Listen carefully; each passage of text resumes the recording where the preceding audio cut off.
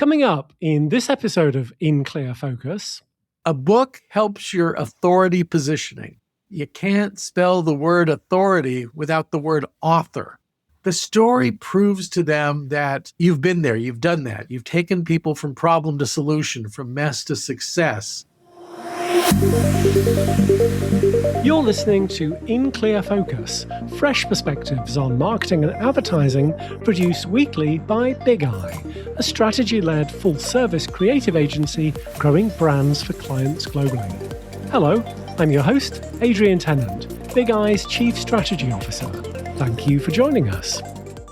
Data tells us what happened. Stories tell us why it matters.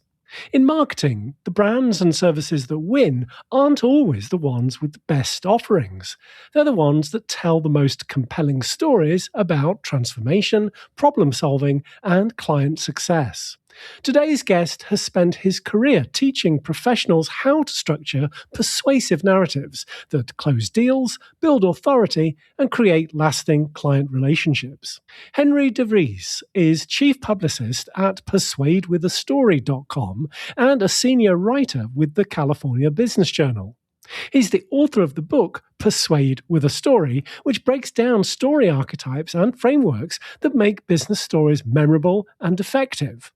He's also written Marketing with a Book, The Science of Attracting High-Paying Clients, and the McGraw-Hill bestseller, How to Close a Deal Like Warren Buffett, now published in 5 languages. In addition, Henry has ghostwritten or edited more than 200 business books, contributed more than 350 marketing columns to Forbes, and served as president of an advertising and PR agency. Recently, he launched Agency Owner News, a platform dedicated to helping agency leaders win more business. To explore how storytelling frameworks shape effective marketing and how founders and agency leaders can build authority through strategic narratives, I'm delighted that Henry is joining us today from San Diego, California. Henry, welcome to In Clear Focus. I'm so glad to be here and to share a message with your audience. And the message is human brains are hardwired for stories.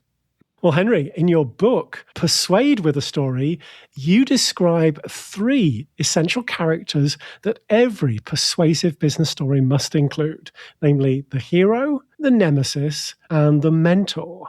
Can you give us an overview of the framework and explain why it works better than how most brands and leaders tell their stories? Yes, most leaders and brands try to tell their story where they're the hero of the story. And I'm on a soapbox to tell everybody, no, do not be the hero of your story. The hero of your story should be your client. And it's a story of how their client succeeded. They overcame a nemesis problem. It doesn't have to be a person. It could be the pandemic of 2020. It could be the recession of 2008. It could be tax regulations from the government. It could be tariffs.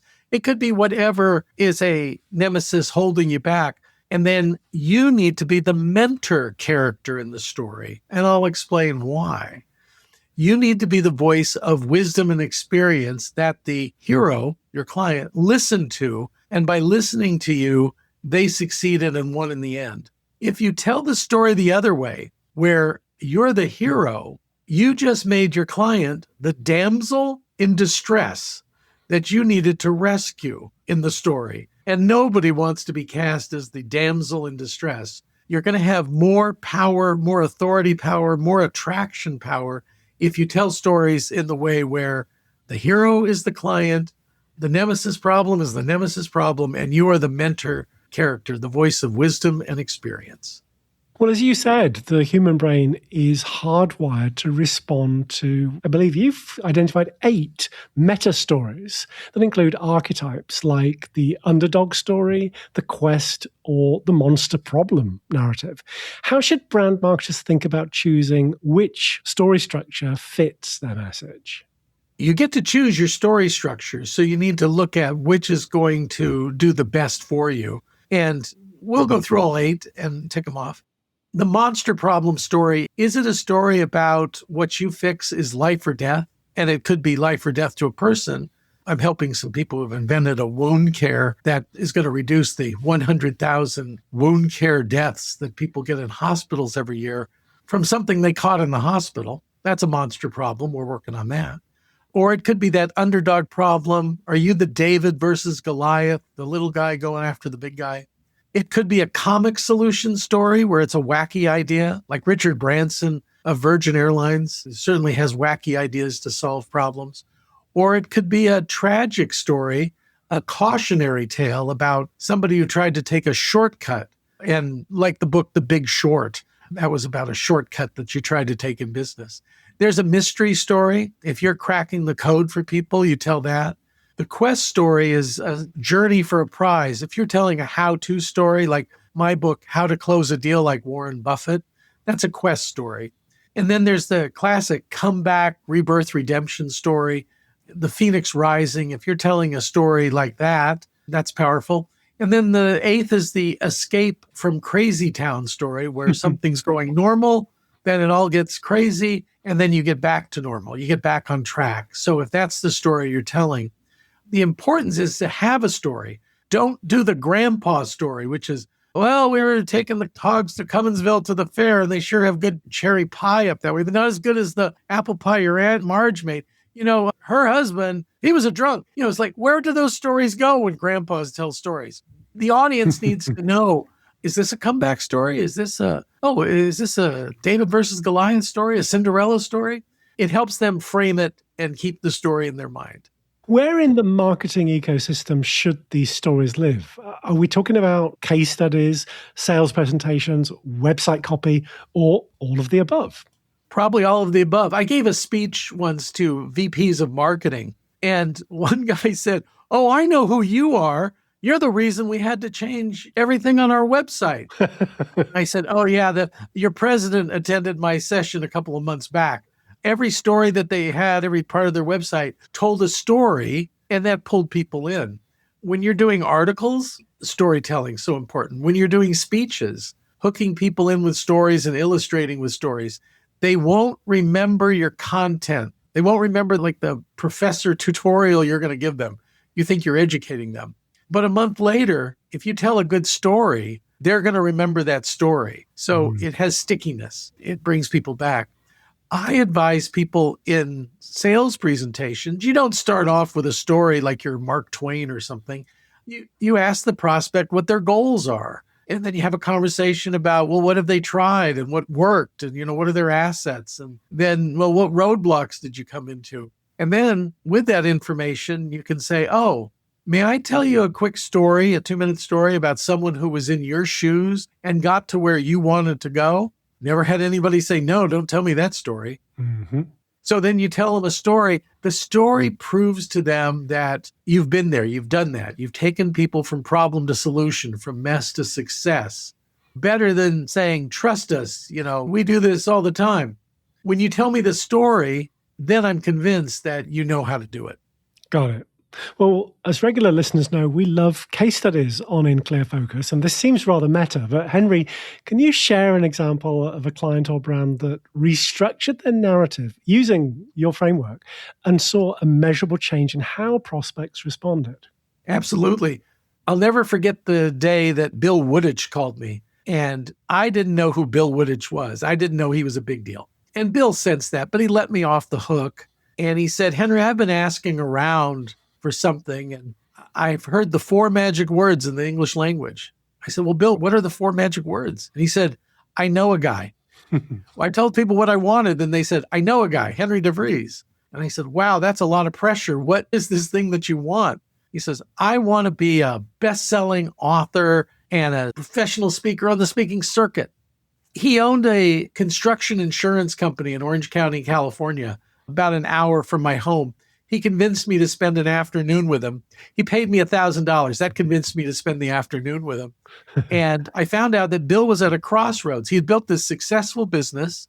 He had 100 employees, and they spoke very highly of him. They said, he taught us when we knew nothing how to make $100,000. And if we didn't have the right clothes to wear, he went and bought us the right clothes to wear.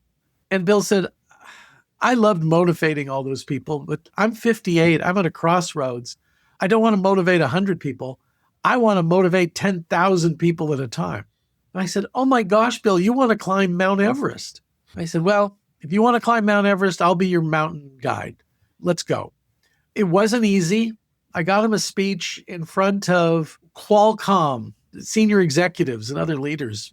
And one came to me afterwards and said, Henry, that Bill is dynamic. That Bill is magnetic. I don't understand a word Bill's talking about. So we had to focus on messaging. We got his messaging down that he helped people get past fear. And his book was about that. And the book led to national speaking and TV appearances around the country and radio appearances. And then our big break came. We got him on the Steve Harvey show, not once, but 3 times. And he helped audience members get past their fears. And no, 10,000 people weren't in the audience at the Steve Harvey taping, but 2 million people watched him on TV that day. Mm-hmm. It led to a bestseller book, a serious radio program, and he started speaking for $15,000 a pop to 500, 1,000 people at a time to get them past their fears. So revolutionized his business, and he got what he really wanted in life, this exposure. Early on, he said, Henry, I got to explain something to you. I said, what's that, Bill? He goes, I never found her. I said, you never found her? Who? He goes, the one. I never found her. So I poured all my energy into this business and the family that I'd created in this business, my team. And when he succeeded at this, in 2 years, he'd done all this, he sent me a picture. See, it was a dilemma. When he became a multimillionaire, he didn't know if any of the women were interested in the money or him. Mm-hmm. But finally, he sent me this photo, and it said, I found her. Nice. You've also written extensively about using a book as a client attraction strategy, including, of course, your popular title, Marketing with a Book. How does publishing a book fit into the storytelling framework we've been discussing? Is having the book itself a story, or is it a delivery mechanism for multiple stories? Well, a book has a meta story, certainly. My book, Rainmaker Confidential, is a mystery. I wrote it during the pandemic, and I interviewed top rainmakers, top business development people, and got their secrets, what was working during the pandemic, published that to help people, and then went on to speak about it. Individual chapters will have individual stories that illustrate, and they can be any of the 8 stories to illustrate what's going on in the book. But a book helps your authority positioning. And being an authority, an expert, back to Bill Woodich's 4 magic words, I know a guy. So I like to say, you can't spell the word authority without the word author. And an author is not one and done. An author writes a series of books. An author can't say all they have to say in one book. My prime directive is it has to be a book you're proud of. You have to be proud of the cover. You have to be proud of the design. You have to be proud of the printing. You have to be proud of the concept and the words, because if you are not proud of that book, you'll peter out and lose interest in getting other people to love the book. And that's an author's job. The author's starting line is the publication of the book, not getting the book published, written, published. It's once it's out, because then your job is a marathon race to find people to love the book and to share it, to be on podcasts, to be on people's stages, to have people write about you, to have people give you positive reviews about your book and share it with other people. All those things create this attraction. And the more niche you are, and the more you're really honed in on the problem, somebody said yesterday, the hair on fire problem that your prospects have. That's what your book needs to be about for a certain prospect with a certain hair on fire problem. Let's take a short break. We'll be right back after this message. Hello, I'm Fab Giovanetti, the author of The Customer-Driven Marketing Handbook, Building Marketing Plans that Capture and Convert, published by Kogan Page.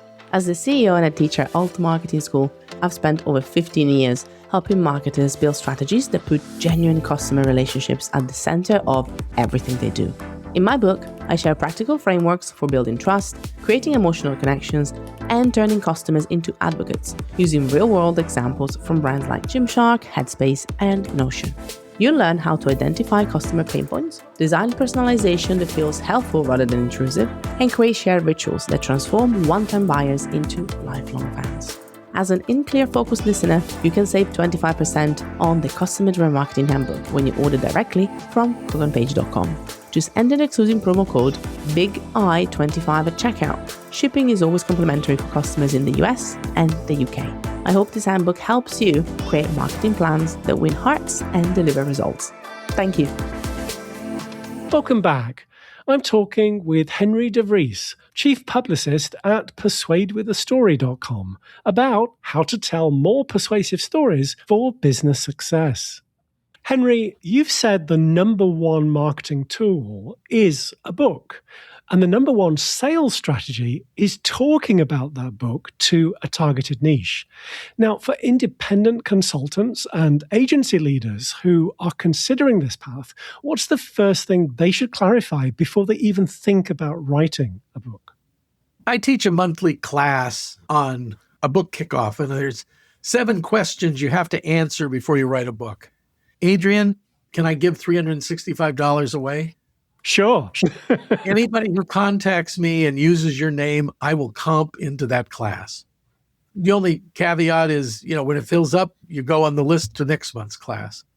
The 7 questions. Number 1, precisely who is the book for? Really narrow down the niche in America, niche in Canada and Australia. Narrow that down, who it is, and then understand their problem. I challenge my authors, you need to interview at least 9 people who are in your target group about the problem. Record it and see what they say about the problem. Is that really a problem? I know from my marketing with a book for agency owners, I did extensive research and I found that for 2/3 of small to mid-size agency owners, 5 to 200 employees, the number one problem for 2/3 of them was not enough right fit prospects in their sales pipeline. That's what keeps them up at night. And then 50%, their problem was not enough time for business development. So I attacked those 2 things. With a book gives you the credibility. The book opens doors to get you on stages and on podcasts and for people to write about you. Just showing up and saying, hey, I'd like to speak at your meeting because I need some more clients. That's not going to cut it. Showing up and saying, I have an important message for your audience that I put in this book, and I'm on a mission to share this important message with this group. We'll get you booked and we'll get you on. And then speaking about the book is the number one way to get prospects. You're going to impact more people talking about the book than them actually reading the book, and that's okay. Got it. In 2024, after contributing 350 plus marketing columns for Forbes, you stepped away and launched Agency Owner News. Henry, what are you seeing in how professionals need to position themselves and tell their stories differently today than even, say, 5 years ago? Well, let me tell you about the Forbes experience. Stephen Forbes, the publisher, once said to me that the difference between he and I was that he did a better job choosing his parents than I did. I thought, no matter how good a job I do here, they're never going to make me a Forbes. And I'm on rented land here. Now, I switched over to the California Business Journal. I'm a senior staff writer there. I always have a storytelling journalism side hustle going on. But Agency Owner News was something I could own and something we could be relentlessly helpful. Mm-hmm. It's a motto we got from a friend, Susan Beyer, who runs an advertising research company. So be relentlessly helpful. So we have stories about events that they want to know about money issues that come to their way, admin leadership issues. And the site is free. I don't charge anybody to place an article on the site. This is all just something we do because our brand is generosity. And the more generous we are, the luckier we get in business development. You've worked with hundreds of authors and ghostwritten more than 200 books. Henry, what's the most common mistake you see when someone tries to turn their expertise into a compelling narrative? I got a call one day, And this person said, "Is this Henry DeVries?" I said, "Yes." "Henry DeVries, the ghostwriter?" I said, "Well, yes." They said, "Well, my story takes place on October 31st in an old mansion during a thunderstorm where a seance is being held to contact the spirit of the late owner." I said, "I have to stop you there. I'm not that kind of ghostwriter. I'm a business book ghostwriter, but I'm invisible. I interview as a journalist. I transcribe. I match their voice. I get people's voice in there.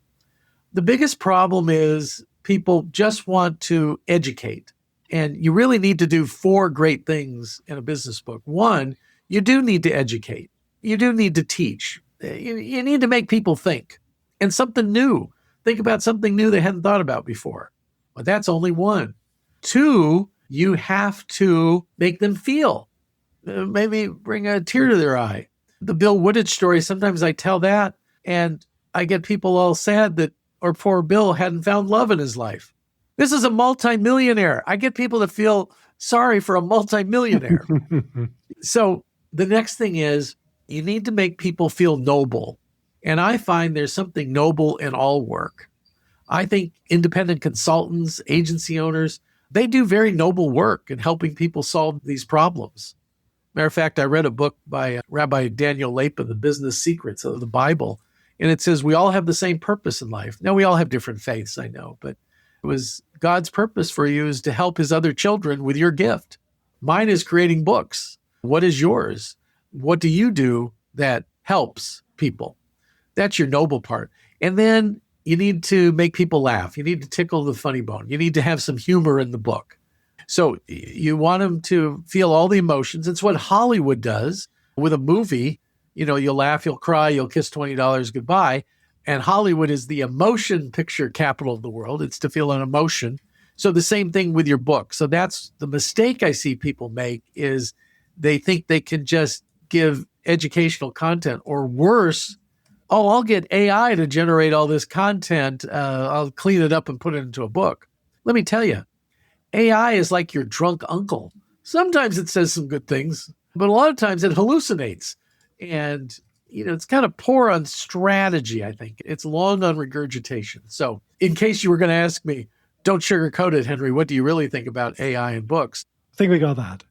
Well, reflecting on the more than 200 business books across different industries that you've contributed to, have you noticed any patterns in which story archetypes work best for certain types of businesses? For example, do B2B technology companies naturally align with certain narratives while consumer brands align with others? Well, for most part, the technology will not align with the monster story. Because for the most part, the problems they are solving are not life or death. Now, when I work with health authorities, a lot of times these are life or death issues. You know, when we're doing something now with forever chemicals, the PFAS, the chemicals that are invisible threats that get into our supply. Okay, that can kill you. And that could kill all of us if we don't do something about it.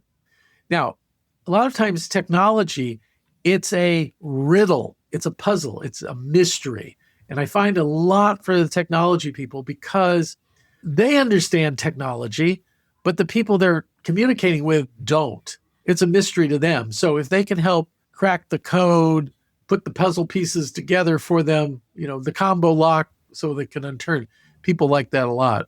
Sometimes for consultants, it's a lot of the journey quest book. There's a prize that they want. That's what the consultant is in business for. And their book is about the journey, the road, the path, what they learned through a career. Those books tend to flow pretty naturally for them. You've described 9 ways to write a business book, and I know one of them is not AI now, but you specifically recommend against what you call the misery approach of locking yourself in a cabin. Henry, what methods actually work for busy professionals? Yeah, so number one way, work with a developmental editor. Warren Buffett said, don't ask a barber if you need a haircut. So I am a developmental editor. I'm a book architect, but I chose this career for a reason. You work with somebody who knows books, who helps you do a blueprint, and spell it out and which approach to take. That really moves you along. There's also the take a workshop, a 3-hour workshop that you've done and you refined through the years. You can turn that workshop into a book. That's one way. The other way is an interview. I'm a professional journalist. The other people who are my deputy editors are all professional journalists. We're recovering professional business journalists. So we're here. But we know how to interview people, pull information out, organize content. That helps. You referred to the misery approach. That's the nickname after the Stephen King movie and novel. I've done that for people several times where I've locked myself, not usually in a cabin. I have. Usually I like resort hotels, but I'll stay there for 3 to 6 days until I come out with a book. If you think about it, that amount of time, people do it over 6 months, but they just spend an hour here, an hour there. Concentrated effort can produce a book in short order. Great conversation. Henry, if In Clear Focus listeners would like to learn more about your storytelling frameworks or connect with you directly, what's the best way to do so? I have 2 websites they can go to. The first is Indie, I-N-D-I-E, books, B-O-O-K-S, I-N-T-L, short for international.com. And that has information on the events and a lot of information in our learning center about all this, a lot of videos that spell it all out. Again, our brand is generosity. We give it all away. The other is persuadewithastory.com. That's my website about my books. I have a series of books on Persuade with a Story and the storytelling formats and how to do all these things, and a lot of information on the website there. Thanks. And in case people missed it in the middle of our conversation, can you just repeat the details of your offer for listeners of In Clear Focus? Certainly.